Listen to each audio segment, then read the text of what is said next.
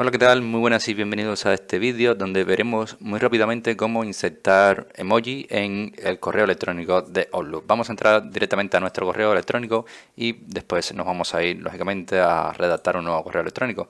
Entonces vamos a escribir un texto muy rápido, por ejemplo, feliz cumpleaños.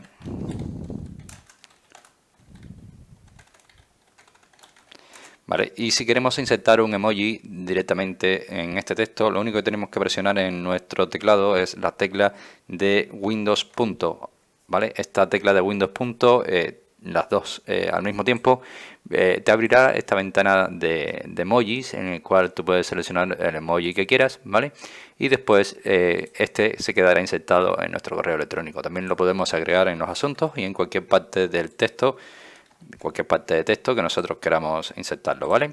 Por lo tanto, así de sencillo es agregar o insertar un emoji en el correo electrónico de Outlook. Espero que este vídeo te haya gustado, te haya ayudado, y si es así, como siempre te digo, te invito a que me dejes tu like, suscríbete a este canal y por supuesto nos vemos en un siguiente vídeo.